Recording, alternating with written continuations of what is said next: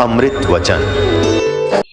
लड़की फिर उसकी तरफ निकट आने लगी तो वो आगे को चल पड़े और फिर उठ कर खड़े हो गए और कहा, माई आप जाइए, मेरा जो है ना मैंने मेरा धर्म नष्ट ना कर।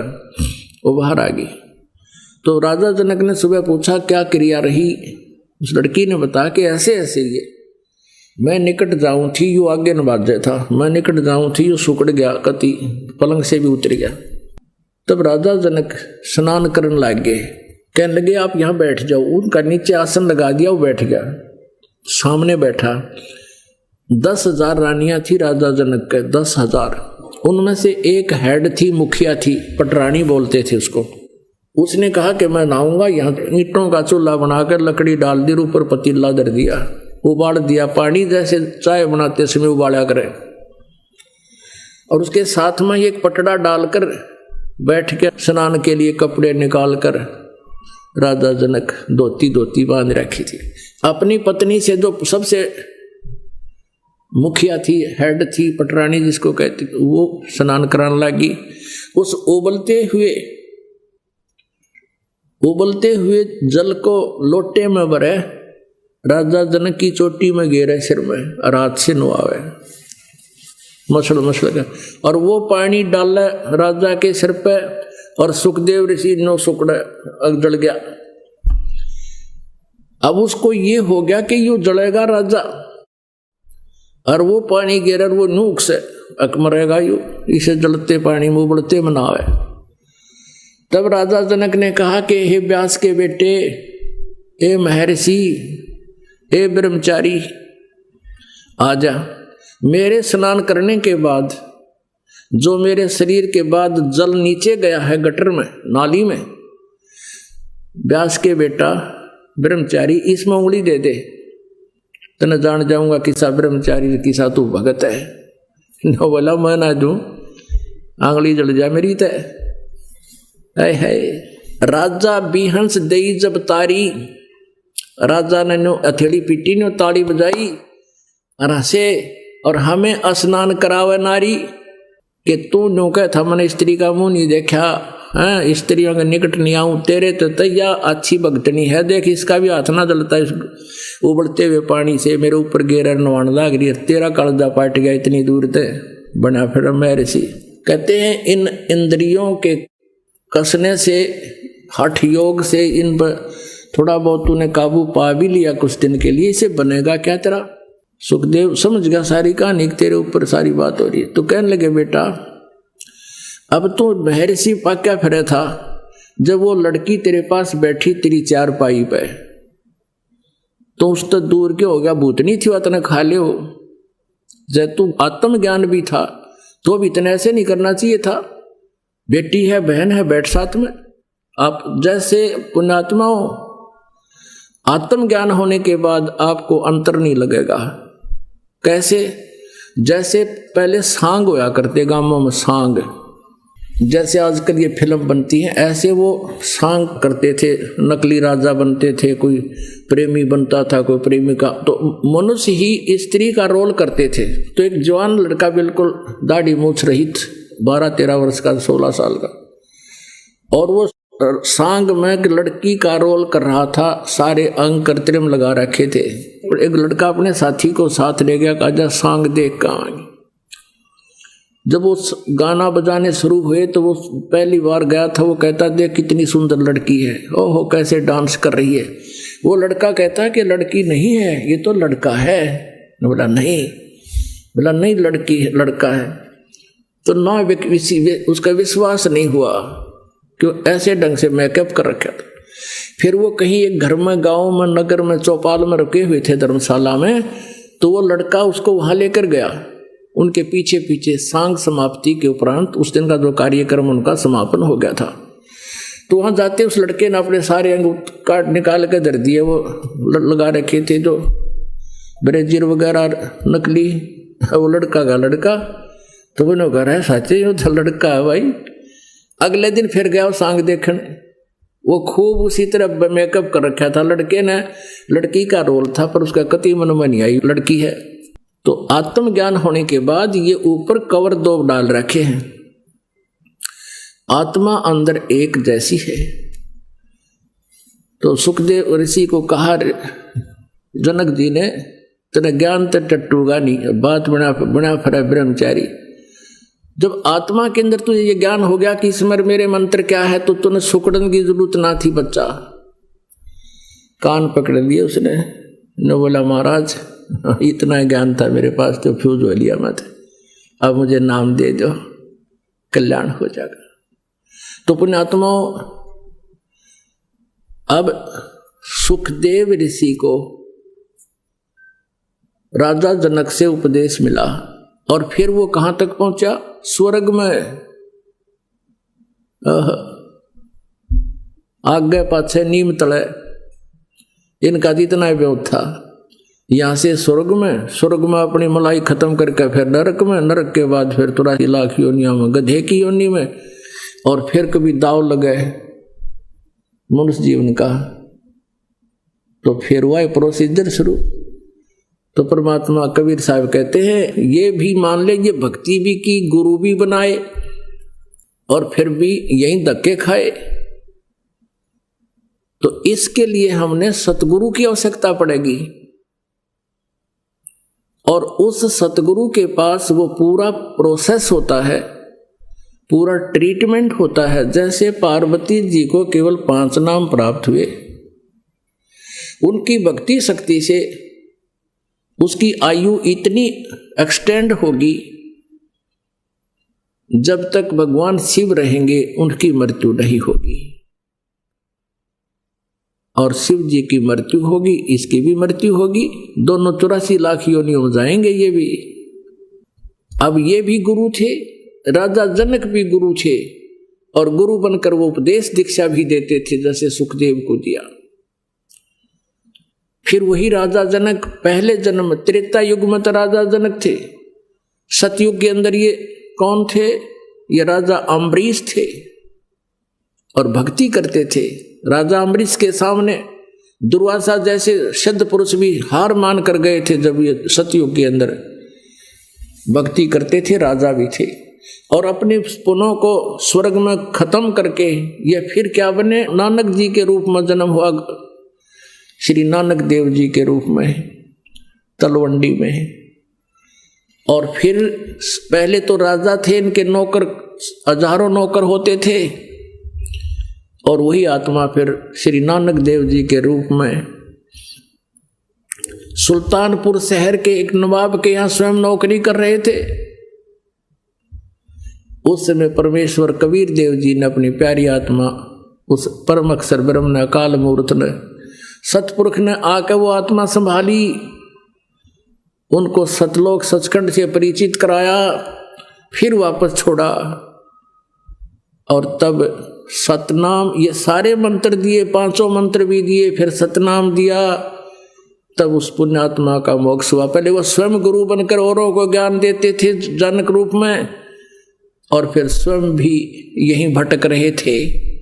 समर्थ का शरणा गहो रंग होरी हो, कदे न हो ऐ काज राम रंग होरी हो। अब परमात्मा पूर्ण ब्रह्म की भक्ति करने से, पूर्ण तत्वदर्शी संत प्राप्त हो जाने से ये सभी झंझट मिट जाते हैं। सुखदेव ने 84 भुगती बना पजावे खरवो, तेरी क्या बुनियाद पराणी तू पंडा पंथ पकड़वो। अब सुखदेव जैसे मैं ऋषि वो साधना कर कर कभी ऐसी बिरान माटी हुई गधा बना, अब तेरी क्या बुनियाद पराणी तू पंडा पंथ पकड़वो। कौन सा पंथ, कौन सा मार्ग? वो पूर्ण मोक्ष मार्ग, यानी तत्वदर्शी संत की शरण ग्रहण कर, तब तेरा यहां से पूर्ण रूप से छुटकारा होगा और मोक्ष होगा। और यहाँ के जितने यादगारें हैं, इनमें जाने से केवल उन भगवानों की याद अवश्य आती है कि यहाँ क्या क्या घटना घटी थी, वहां भगवान नहीं है। परमात्मा पाने के लिए आप जी को वो संत खोजना पड़ेगा। कौन सा? जो गीता जी अध्याय नंबर 4 के श्लोक नंबर 34 में कहा है कि अर्जुन, गीता ज्ञान दाता कहता है कि उस तत्व ज्ञान को जो परमेश्वर ने स्वयं आकर ज्ञान दिया है, उसकी वाणी में लिखा, उसको कोई तत्वदर्शी संत ही जानता है। उस तत्वदर्शी संत से सुनो। गीता जी अध्याय नंबर 15 के श्लोक नंबर 1 से 4 में तत्वदर्शी संत की पहचान बताई है कि उल्टे लटके हुए संसार रूपी वृक्ष के सभी विभाग भिन्न भिन्न बताएगा, वह वेदवित है, वो तत्वदर्शी संत है। उसके पश्चात परमेश्वर के उस परम पद की खोज करनी चाहिए जहां जाने के बाद साधक फिर लौटकर संसार में कभी नहीं आते। बोलो सतगुरुदेव की जय हो।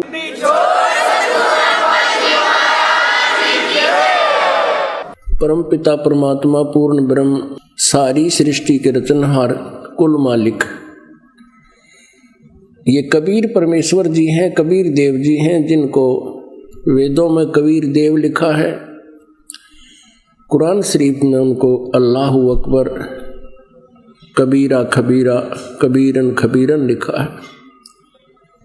अल्लाहु अकबर, कबीर कहो, अकबर कहो, ये बोलने की और लिखने की अपनी अपनी मातृभाषा के आधार से भिन्नता हो जाती है। जिसको कबीर का अर्थ मुसलमान भाई करते हैं कबीर मीन बड़ा, तो पवित्र कुरान शरीफ सूरत फुरकानी 25 आयत 52 से लेके 59 तक 59 तक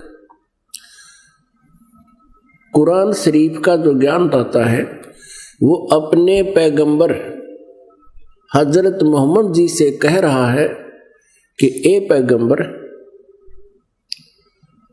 तू मेरे द्वारा दिए गए इस कुरान शरीफ के ज्ञान पर विश्वास रखना।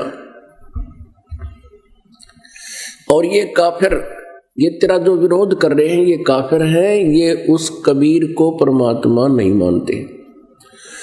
तूने इनके साथ संघर्ष करना है। जिहाद का अर्थ कोई लठ बजाना, कत्लेआम करना नहीं होता।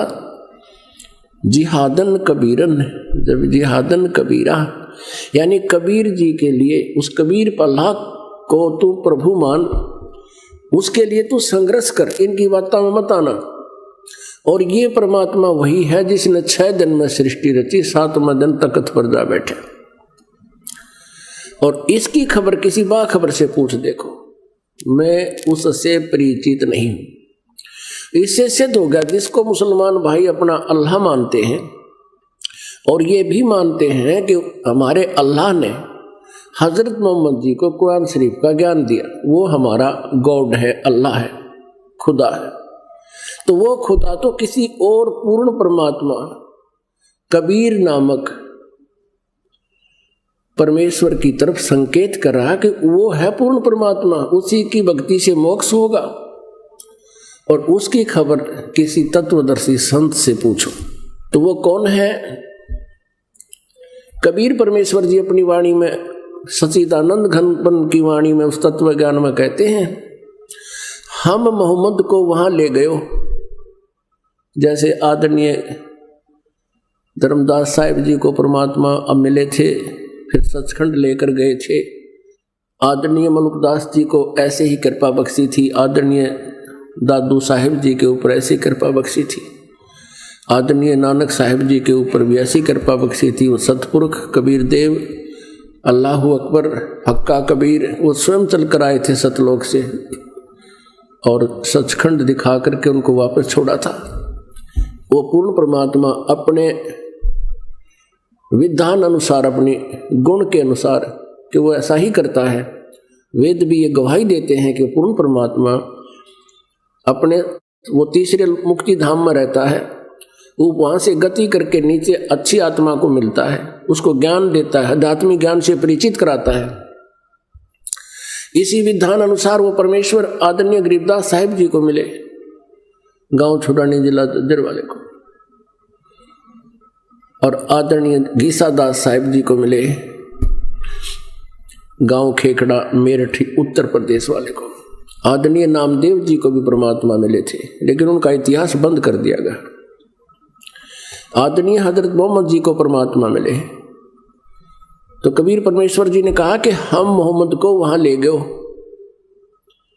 और यहां मोहम्मद जी के 1,80,000 अनुयायी मुसलमान बन गए थे। मुसलमान का वो अर्थ होता है जो सर्व विकारों से दूर हो, बीड़ी शराब तम्बाकू किसी प्रकार का व्यसन नहीं करता हो, नेक आत्मा को मुसलमान कहते। ऐसे हिंदू वही होता है जो बुराइयों से दूर हो।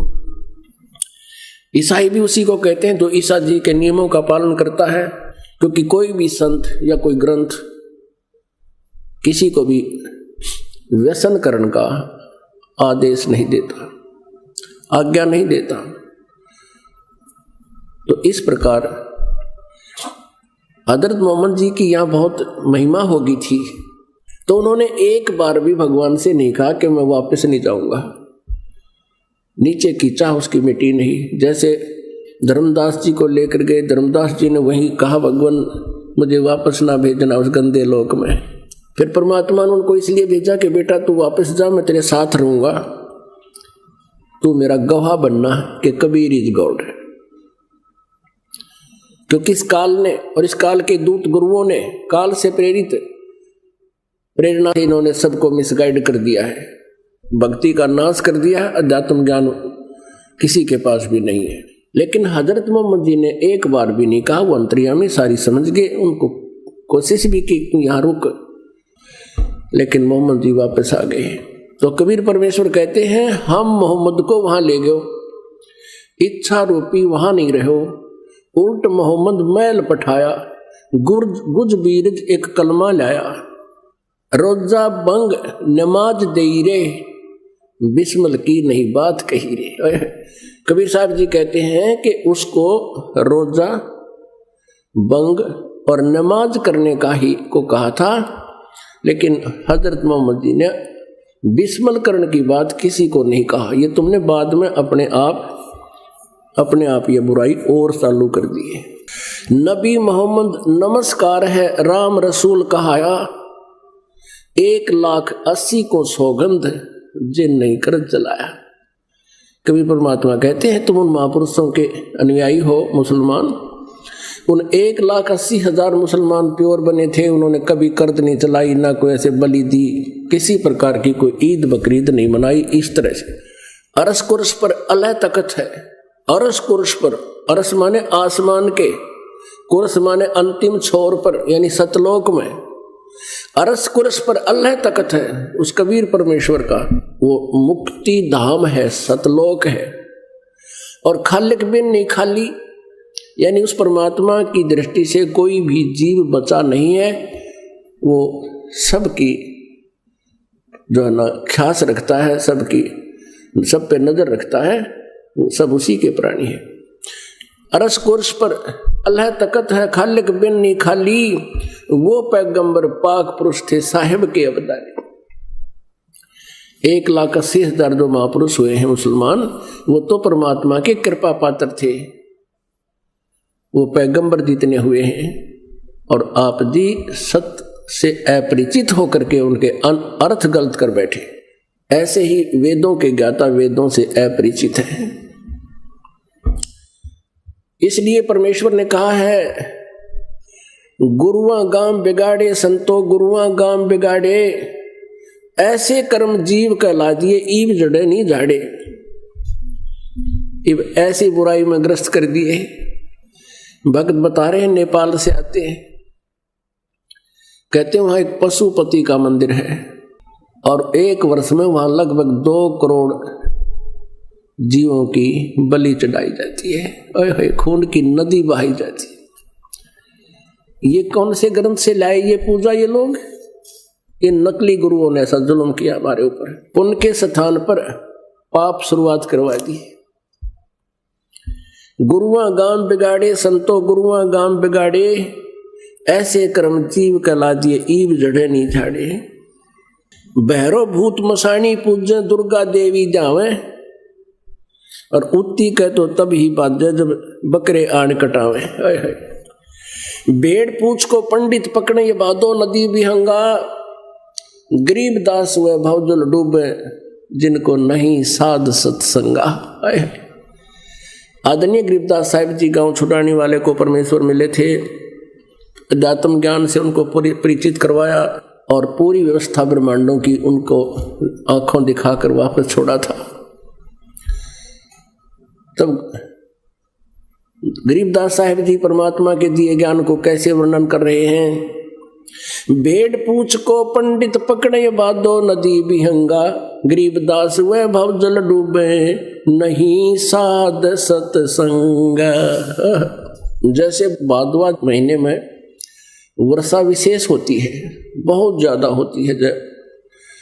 अब तो फर्क पड़ गया है, पहले बहुत तगड़ी वर्षा भादुआ में होया करती थी। और उस समय ये दरियाएं गंगा जमुना जितने भी ये कावेरी जितनी है, ये भादुए के महीने में, जैसे सर्दियों के मौसम या गर्मी के मौसम में इनका पानी कुछ बहुत कम स्थान घेर कर चलता है, और भादुए के समय में तो ये ओवरफ्लो होकर चल पड़ती हैं। तो ऐसे भयंकर दरिया को आपने पार करना है, यानी सतलोक जाने के लिए काल के इस जाल को पार करना है।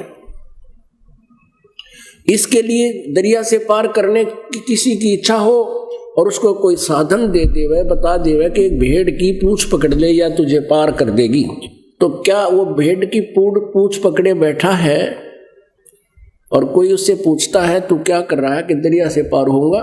गुरुजी ने बता रखे है ये मुझे पार कर देगी। कहने लगे कभी नहीं कर सकती, तुम भी डूबोगे, ये भी डूबेगी। तो ऐसे ही जो अन्य साधनाएं एक तत्वदर्शी संत ना मिलने से, अन्य जितने भी नकली गुरु काल प्रेरित हैं, जो शास्त्र विदिता का मनमाना आचरण करते और करवाते हैं, उनके द्वारा बताई गई साधनाएं भेड़ की पूंछ पकड़ा रखी है आपको। तो इस भवजल से इस दरिया से, संसार रूपी दरिया से आप पार नहीं हो सकते, डूबोगे यहीं पर। भेड़ पूंछ को पंडित पकड़े ये भादो नदी बिहंगा, गरीबदास वह भवजल डूबे जिनको नहीं साध सत्संग। जिसको परम संत का सत्संग नहीं मिला वो इस संसार रूपी समुद्र के अंदर यहीं जन्म मरण के चक्कर में ही डूब जाएंगे, रह जाएंगे। मन मान सरोवर गंगरे, जहां से बिछड़ा वहीं मिला दूं, सुनो शब्द पर संगरे। मन मान सरोवर गंगरे, जहां से बिछड़ा वहीं मिलाऊं, तुम सुनो शब्द पर संगरे। क्या कहते हैं गरीबदास जी कि तुम यहाँ की जमुना गंगा और इन तीर्थों में स्नान करके मोक्ष मानते हो, यहाँ नहीं। ये सत्संग रूपी सरोवर दरिया है, इसमें नहाओ आकर के। पुण्यात्माओं, विष्णु पुराण के अंदर और देवी पुराण के अंदर व्यास जी बता रहे हैं उसके लिए शुद्ध चित्त तीर्थ चाहिए, शुद्ध चित्त। और उस शुद्ध चित्त तीर्थ के लिए आपने परम संत की खोज करनी पड़ेगी, और परम संत के सत्संग से आपका पूरा रोग कटेगा, सब लाभ मिलेंगे, इन तीर्थों से नहीं मिलेंगे। फिर ये भी उन्होंने टिप्पणी की है कि परम संत का मिलना अति दुर्लभ है। जैसे कि श्रद्धालु इन वशिष्ठ जी को और विश्वामित्र जी को परम संत मानते थे, महर्षि मानते थे। इन दोनों का आपस में युद्ध हो गया, इन दोनों का बहुत झगड़ा हुआ। विश्वामित्र ने वशिष्ठ मुनि के 100 पुत्रों की हत्या कर दी। तो उनका लास्ट में उसने फैसला ये कर दिया कि वो तत्वदर्शी संत मिला तो वो शुद्ध चित्त तीर्थ से ही सभी पापों का नाश हो सकता है। पुण्यात्माओं, श्रीमद् भगवत गीता अध्याय नंबर 7 के श्लोक नंबर 12 से लेकर 15 तक गीता ज्ञानदाता कहता है तीनों गुण रजगुण ब्रह्मा सदगुण विष्णु तम गुण शिव जी की पूजा तक जो सीमित है वो मोक्ष प्राप्ति नहीं कर सकते। उनका स्वभाव और भी गिर जाता है, उनके कर्म भी बिगड़ जाते हैं, वो हिंसा पर भी उतारू होकर के विनाश कर डालते। वो मेरी पूजा नहीं करते।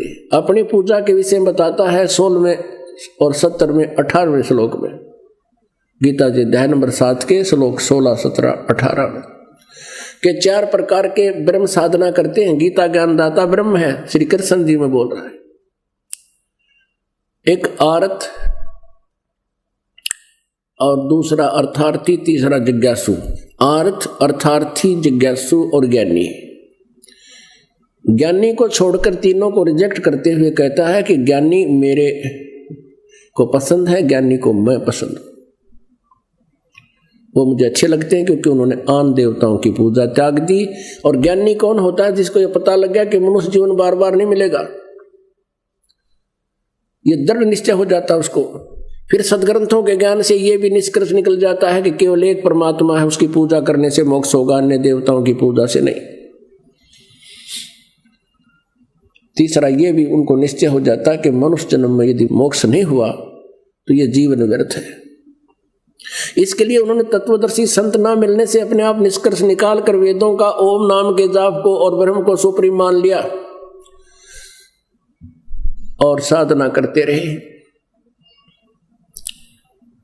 इसलिए गीता ज्ञानदाता 7वें अध्याय के 18वें श्लोक में कहता है कि ये ज्ञानी आत्मा है तो नेक उदार है, लेकिन ये मेरे वाली साधना ब्रह्म साधना तक ही सीमित रहे, मेरे वाली घटिया साधना तक ही सीमित रहे। ये इनका जीवन भी व्यर्थ हो गया। क्योंकि गीता ज्ञानदाता 4थे अध्याय के 5वें और 9वें श्लोक में, दूसरे अध्याय के 12वें श्लोक में, 10वें अध्याय के दूसरे श्लोक में कहता है, अर्जुन तेरे और मेरे बहुत जन्म हो चुके, तू नहीं जानता मैं जानता। मेरे जन्म को, मेरी उत्पत्ति को ये देवता भी ऋषि कुछ कोई नहीं जानती। पुण्यात्माओं 7वें अध्याय के 19वें श्लोक में इसने भी कंसेप्ट क्लियर कर दिया।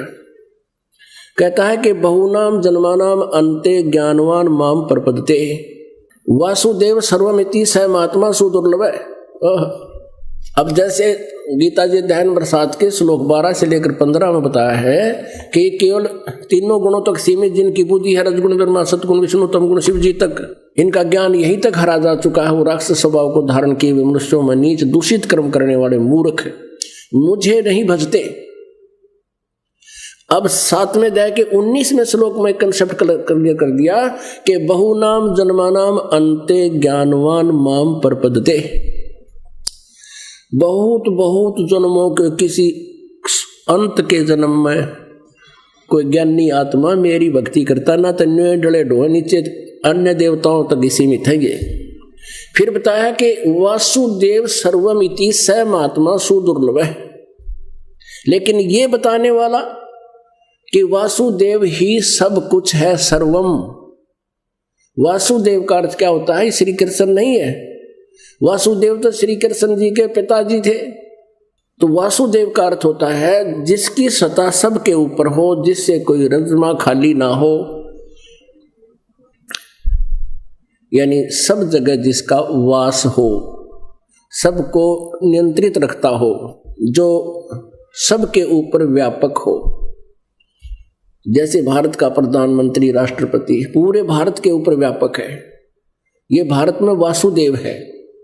अन्य मुख्यमंत्री केवल एक क्षेत्र में ये व्यापक है, वासुदेव नहीं है, सर्वव्यापक नहीं, सबके ऊपर अधिपति नहीं है। तो ये क्या बताता है कि ऐसा संत मिलना बड़ी मुश्किल से है जो ये बतावे कि ना तो ब्रह्मा विष्णु महेश ये तीनों गुण पूजा के योग और ना ब्रह्म से पूर्ण मोक्ष।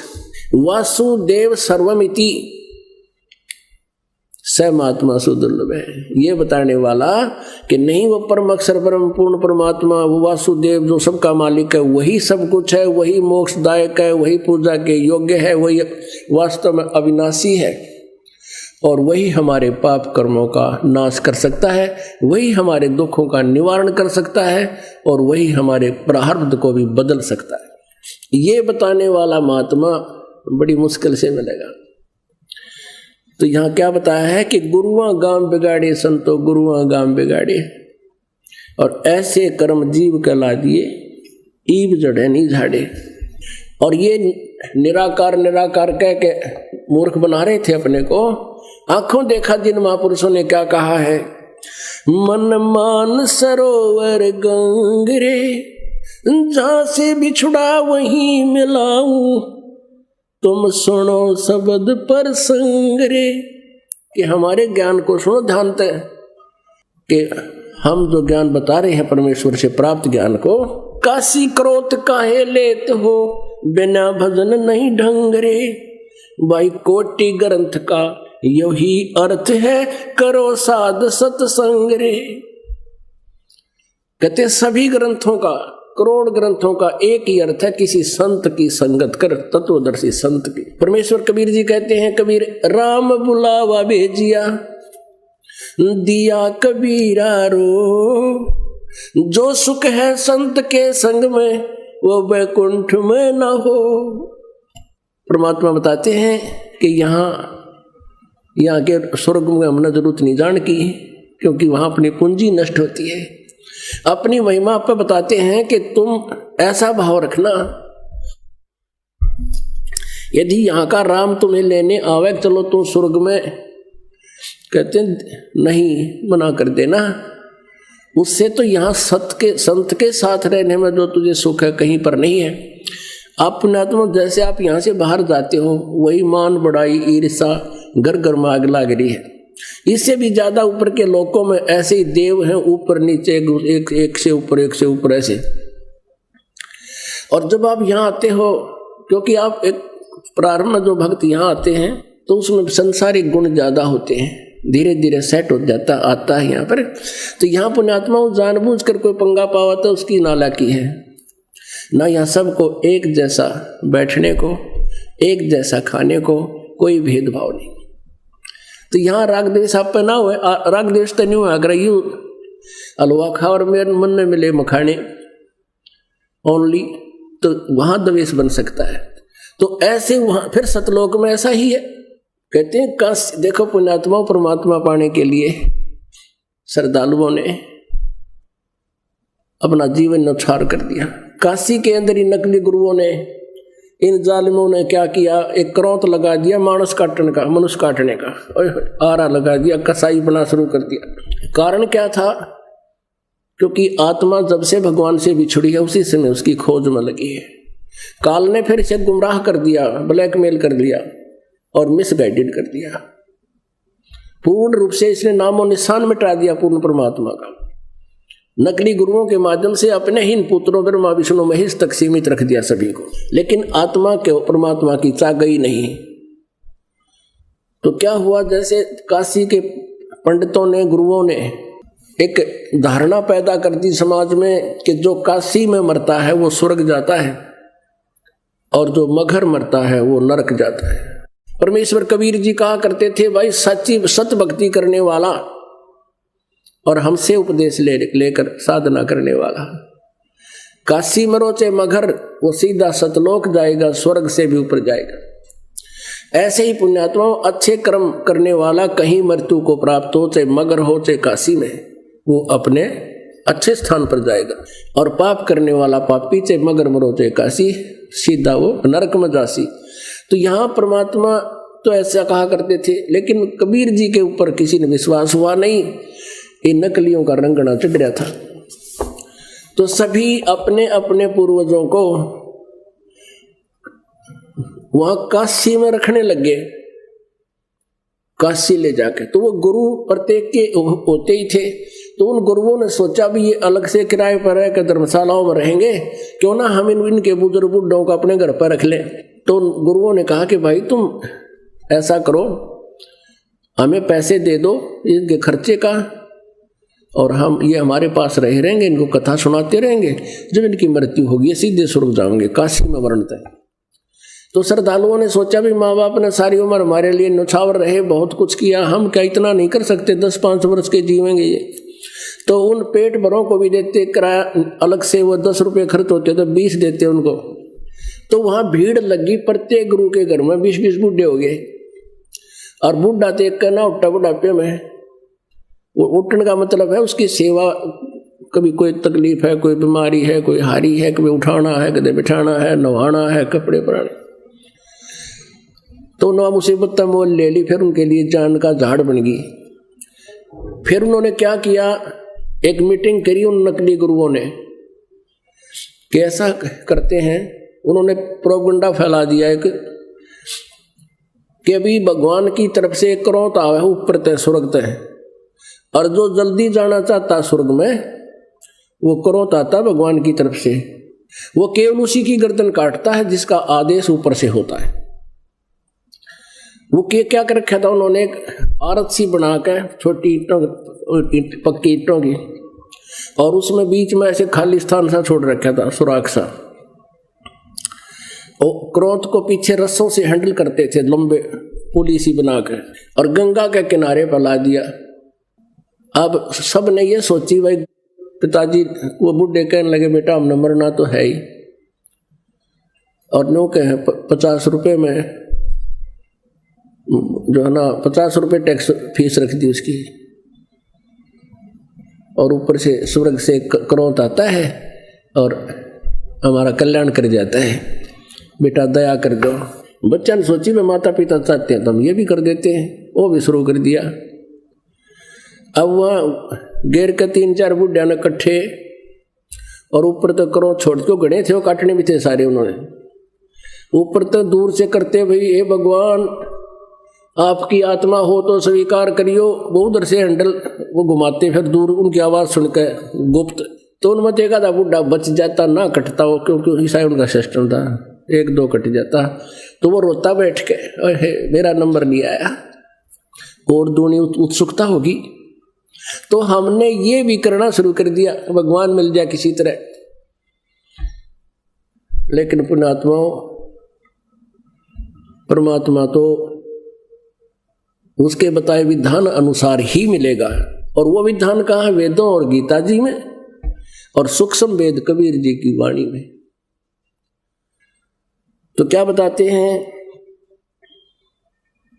काशी क्रोध काहे लेत हो, बिना भजन नहीं डंगरे, और कोट ग्रंथ का यही अर्थ है, करो साध सत्संग रे।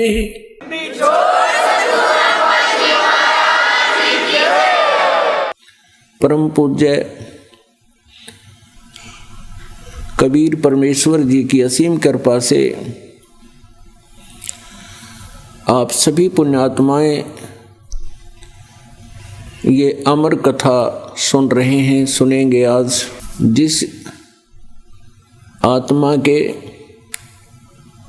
बहुत ही पुण्य कर्म पुनर्जन्मों के संग होते हैं, उसको मानव शरीर प्राप्त होता है।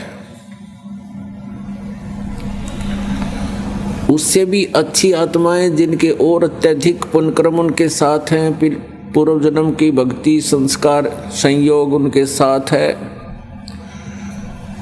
उसके कारण वो पुण्यात्मा और भी अत्यधिक पुण्यकर्मों युक्त होती है, जो सत्संग प्राप्त करती है। और सत्संग प्राप्त करके जो उपदेश ग्रहण कर लेते हैं, उनके पिछले पुण्यों का कोई एस्टीमेट नहीं लगाया जा सकता, वो कितनी अच्छी आत्माएं।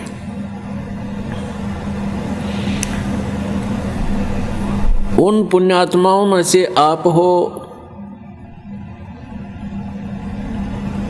जो यहाँ परमात्मा की अमर कथा सुनने के लिए उपस्थित हुए।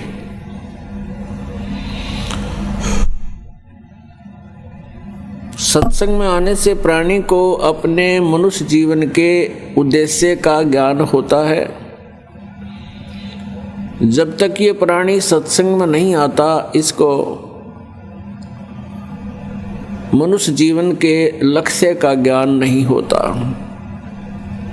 सत्संग प्राप्ति से उपरा पहले हम यही सोच रहे होते हैं कि मनुष्य जीवन मिल गया, फिर विवाह हो गया, संतान की इच्छा हुई, संतान होगी, संतान की परवरिश कर दी, इनका विवाह शादी हो जावे, वो भी हो गया। फिर इच्छा होती है कि भगवान इनको संतान दे, और जब संतान के संतान हो जाती है तो फिर हम सोच लेते हैं कि हमारा जीवन सफल हो गया, हमारा कर्तव्य पूरा हुआ। पुण्यात्माओं, सत्संग में आने से ज्ञान होता है कि न तो आपका जीवन सफल हुआ और न ही आपका कर्तव्य पूरा हुआ। ये तो केवल वही पूरा हुआ जो होना था, आपके जो प्रारब्ध के अंदर था वही फला फूला। और इस मनुष्य जीवन से जो भविष्य के लिए आपने तैयारी करनी थी, वो तो आपको पता भी नहीं लगा और आपने स्टार्ट भी नहीं किया।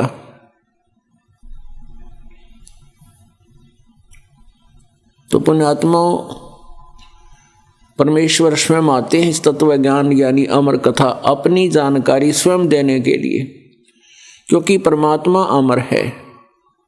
केवल एक परमात्मा ही अमर है और सभी जीव आत्माएं जो यहाँ किस ब्रह्मांड में है ये नाशवान है। जब तक ये जीव आत्मा है तब तक इनका जन्म और मृत्यु होता है, और जब ये हंस आत्मा हो जाती हैं फिर इनका जन्म मृत्यु नहीं होता, सतलोक में निवास स्थान स्थायी स्थान मिल जाता है। तो परमेश्वर स्वयं आते हैं अपनी यथार्थ कथा को बताने के लिए। वो परमेश्वर कौन है, कैसा है, कहाँ रहता है,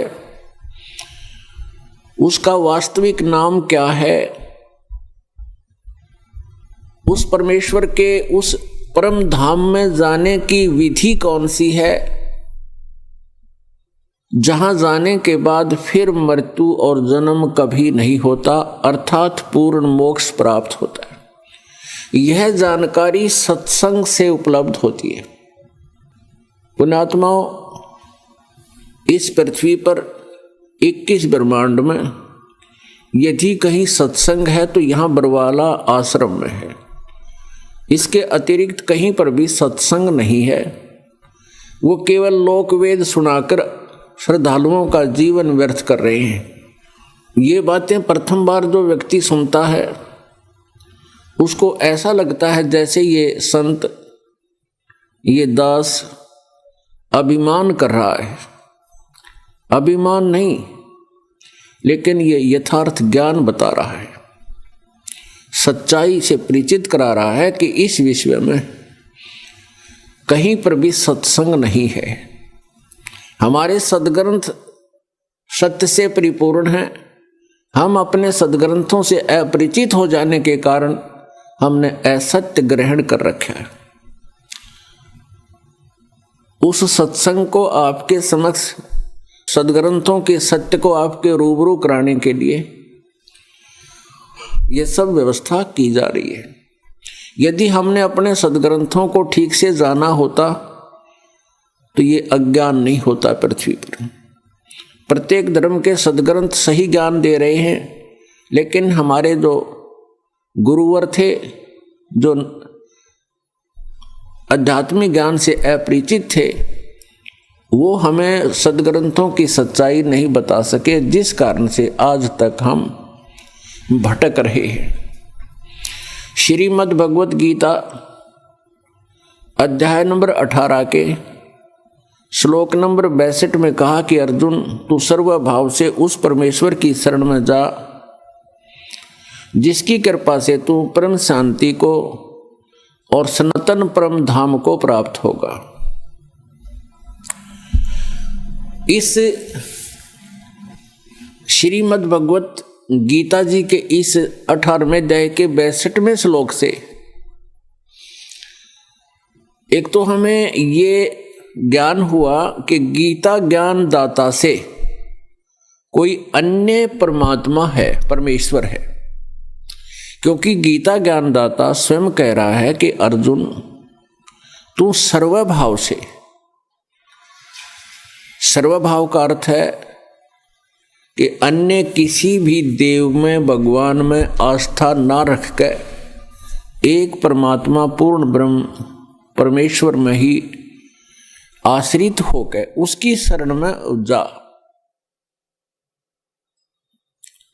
उसकी कृपा से तो परम शांति को और सनातन परम धाम को प्राप्त होगा। गीता ज्ञान दाता से अन्य कोई परमेश्वर है जिसकी शरण में जाने के लिए गीता ज्ञान दाता स्वयं कह रहा है। और इसमें यह भी स्पष्ट कर दिया कि उसकी शरण से ही आपको परम शांति प्राप्त होगी। और तीसरा यह है कि वो सनातन परम धाम प्राप्त होगा। सनातन यानी शाश्वतम स्थानम, वह स्थान जो कभी विनाश को प्राप्त ना हो, सदा रहे, जिसका कभी अंत ना हो, यानी अमर लोक, जिसे हम सतलोक कहते हैं। गीता ज्ञानदाता श्रीमद् भगवत गीता अध्याय नंबर 4 के श्लोक नंबर 5 और 9 में, गीता अध्याय 2 के श्लोक नंबर 12 में, गीता अध्याय नंबर 10 के श्लोक नंबर 2 में गीता ज्ञानदाता स्पष्ट कर रहा है कि अर्जुन, तेरे और मेरे बहुत जन्म हो चुके हैं, तू नहीं जानता, मैं जानता हूं। आइए अब हम उन श्रद्धालुओं के अनुभव जानते हैं जो जगत गुरु तत्वदर्शी संत रामपाल जी महाराज जी से दीक्षा प्राप्त कर चुके हैं तथा उनके द्वारा बताए गए भक्ति मार्ग पर चल रहे हैं। नमस्कार सर। नमस्ते सर। सर क्या नाम है आपका? दुलीचंद प्रजापति। दुलीचंद जी, आप कहाँ के रहने वाले हैं? इस्माइलपुर, फरीदाबाद। सर, संत रामपाल जी महाराज से नाम दीक्षा आपने कब ली? सन 2014 में। सर, संत रामपाल जी महाराज से नाम दीक्षा लेने से पहले क्या आप कोई भक्ति साधना भी करते थे? हम जितने भी धार्मिक देवी देवता जो मानते हैं परिवार वाले थे, ब्रह्मा जी, विष्णु, बालाजी, इनकी बहुत ही ज़्यादा मतलब परिवार में बहुत ही ज़्यादा पूजा करते थे, इन्हीं को इष्ट देव के रूप में मानते थे। सर, आपने बताया कि आप ब्रह्मा, विष्णु, महेश, बालाजी, जो भी परिवार में पूजाएं होती हैं वो सब भक्ति साधना आप करते थे, तो इन सब भक्ति साधनाओं से आपको कोई लाभ भी प्राप्त हुए? सर, इनसे लाभ तो कोई नहीं प्राप्त हुआ, इनसे परेशानियां अधिकतर आती गईं, आर्थिक तंगी भी बहुत सारी आती गईं। माताजी को कैंसर हुआ था, उनका काफ़ी इलाज कराया, हाथरस, अलीगढ़, बहुत सारे हॉस्पिटल थे, लेकिन कोई लाभ नहीं मिला। आखिरकार 3-4 महीने में डॉक्टर ने जवाब दे दिया और वो दुनिया से चली गई। भाई वगैरह, पिताजी वगैरह ये दारू वगैरह भी पीते थे। कभी कभी मैं भी देखी देखा सेवन करने लगता था। मेरी घरवाली को रसौली होती है, रसौली हो गई थी, उसका कभी ये कहें इसका वहाँ भेंट चढ़वा दो, रसौली कट जाएगी, ये हो जाएगा, और ऐसे ही कट जाएगी।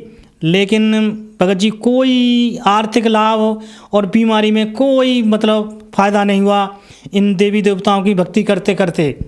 सर, आपने बताया कि आप जो भक्ति साधनाएं करते थे उनसे आपको कोई लाभ नहीं मिला, आपकी आर्थिक स्थिति खराब होती चली गई, आपकी माताजी को कैंसर हो गया, आपकी पत्नी को रसौली की समस्या हो गई, तो फिर संत रामपाल जी महाराज की शरण में आप कैसे आए?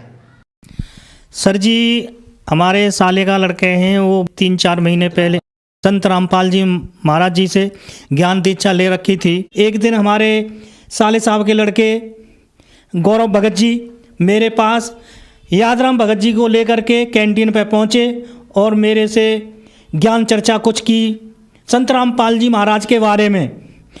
थोड़ा एक ज्ञान गंगा पुस्तक दी उन्होंने मेरे को, तो वो ज्ञान गंगा पुस्तक मैंने अपने पास रख ली। भगत जी में कैंटीन पे उसको लेके नौकर अपना काम करते रहते थे, मैं उस पुस्तक को लेकर के बैठ जाता, पढ़ता रहा। और मैं कुछ दिन बाद मैंने भगत जी से कहा, आप मुझे बरवाला आश्रम ले चलो और मुझे ज्ञान दीक्षा दिला दो। फिर मेरे को वो लेके गए, फिर मैंने बरवाला में जाकर के नाम दीक्षा ली संत रामपाल जी महाराज से और उनसे आशीर्वाद प्राप्त किया। सर, संत रामपाल जी महाराज से नाम दीक्षा लेने के बाद क्या आपको कोई लाभ भी प्राप्त हुए? संत रामपाल जी महाराज से ज्ञान दीक्षा लेकर के मैं फरीदाबाद इस्माइलपुर में आ गया। वहाँ मैंने छोटी सी एक दुकान रख ली। दुकान रखने के बाद फिर भी कुछ परिस्थितियाँ मेरी मतलब बिगड़ने लगीं, ज़्यादा ही स्थिति खराब हो गई। मैंने अपने भक्त भाइयों से कहा, भगत जी ऐसा करो, मेरे पास कर्जा ज़्यादा हो गया है, ये मेरा पहले 2 साल पहले 7 लाख का मकान बिक रहा था, आप जो देना चाहें वो मेरे को 5 लाख ही आप दे दो, मैं उसको आपको दे दूंगा, लेकिन मैं कर्जे से मुक्ति मिल जाएगी। तो मैंने संत रामपाल जी महाराज से अरदास लगाया। संत रामपाल जी महाराज की कृपा से जो मकान में बेचने जा रहा था उन्होंने नहीं बिकने दिया, और आज उन्होंने उस मकान को, मालिक ने, संत रामपाल जी महाराज ने 2 मंजिल बनवा दिया, और सारा कर्जा कैसे कहाँ से उन्होंने एडजस्ट करवा दिया। और गांव में मेरे पिताजी के नाम पर 2.5 लाख रुपए लोन ले रखा था। हम 2 भाइयों ने, 1.5 लाख मैंने लिया था, 50,000 मेरे छोटे भाई ने लिया था। 3 साल हो गए थे ब्याज भरते भरते, लेकिन कोई समाधान, कोई योजना निकली थी मोदी योजना में कि 1 लाख रुपए ऋण माफ़ हो रहा है, लेकिन हमारे पिताजी के नाम पर 30 बीघा ज़मीन थी, इसलिए सबने मना कर दिया कि आपके पास ज़मीन ज़्यादा है, इसलिए आपका लोन माफ़ नहीं होगा। तो हम पिताजी और भाई वगैरह वकीलों के पास भी गए, तहसीलदार के पास गए कि भाई ऐसा कुछ नहीं हो सकता है, ये लोन आपको मैं ब्याज के भरना पड़ेगा। कुछ दिन बाद मैं गांव गया और मैंने भाई से कहा कि भाई लोन के बारे में 1 लाख रुपए माफ़ हो रहा है या नहीं हो रहा।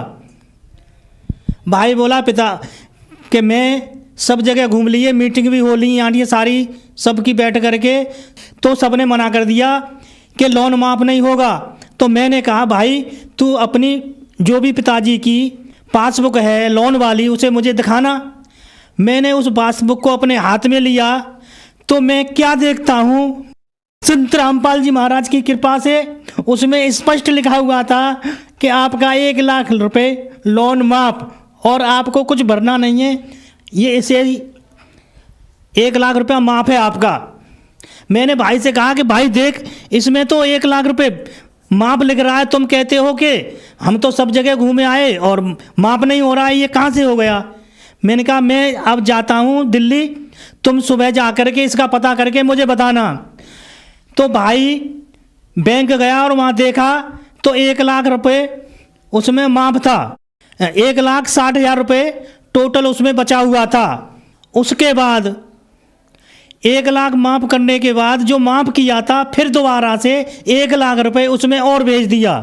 उसके बाद मेरे को मलेरिया बन गया और ऐसा बन गया कि मेरी प्लेटें बहुत ज़्यादा डाउन हो गई। तो मेरे को वहाँ से हॉस्पिटल ले गए, आनंद हॉस्पिटल है एक फरीदाबाद में 28 सेक्टर में, गीता चैरिटेबल के नाम से है, उसमें भी मेरे को से मना कर दिया कि इनका हमारे पास इलाज नहीं है, इनकी प्लेटें तो बहुत ज़्यादा चली गई हैं। और कहीं दूसरी जगह फिर उन्होंने एम्स के लिए रेफ़र कर दिया। मुझे एम्स में ले जाया गया, वहाँ मेरा चेकअप हुआ तो उसमें मेरी 6,000 प्लेटें मात्र रह गई थीं। डॉक्टर ने कहा कि ये तो 6,000 प्लेट मरे हुए व्यक्ति की होती हैं और ये तो व्यक्ति मर चुका है, लेकिन ये श्वासें कैसे चल रही हैं ये हम नहीं कह सकते। हम आपको यहाँ से डिस्चार्ज करते हैं, आप इनको कहीं भी लेके जा सकते हैं। उसके बाद हमने संत रामपाल जी महाराज से अरदास लगाई और कहा कि हे मालिक आप ही हो जो भी हो। और मेरी पत्नी शकुंतला, पुत्र नरेश मेरे को बोले चलो कोई बात नहीं है, सफदरगंज हॉस्पिटल ले चलते हैं, वहाँ और चेक करा लेते हैं, एंड में तो घर पे जाना ही जाना है। तो वहाँ लेके गए तो मैंने अपने लड़का मेरा रोने लगा, बदतमीजी रोने लगी और रिश्तेदार वहाँ सारे इकट्ठे हो गए। तो मैंने अपने पुत्र से कहा बेटे संत रामपाल जी महाराज का एक ऐसा ज्ञान है, बाप से पहले बेटा नहीं मर सकता, तो आप भक्ति करो, जितनी हो सके भक्ति करो और मेरा कुछ नहीं बिगड़ेगा। और सफदरगंज हॉस्पिटल में भी मेरे को मृत घोषित कर दिया। मात्र 2 घंटे का टाइम दिया कि 2 घंटे के बाद आप यहाँ से लेके जा सकते हैं। भगत जी हमारे यहाँ से कई भगत वहाँ पर जाके संत रामपाल जी महाराज की ज्ञान का मंत्रों का उच्चारण वहाँ करने लगे। संत रामपाल जी महाराज कबीर साहब के रूप में आए और उन्होंने मेरे को आशीर्वाद दिया कि बेटे अब तुझे मैं अपने कोटे से उम्र देता हूँ। और संत रामपाल जी महाराज की दया से कबीर रूप में प्रकट होकर मुझे जीवन दान दिया।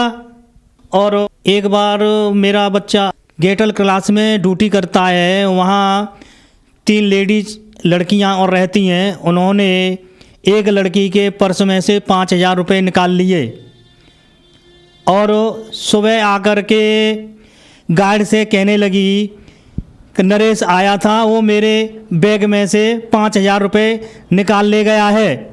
गार्ड बोला नरेश तो आज आया भी नहीं है, नरेश कहाँ से पैसे आपके निकाल ले गया। अगर संत रामपाल जी की शरण में मालिक के दर्शन के लिए नहीं गया होता तो मैं जानता हूँ कि चोरी का इल्ज़ाम लगता तो लगा ही था, उसे नौकरी से भी निकाल दिया होता। तो संत रामपाल जी महाराज किस तरह बचाते हैं, उनकी दया।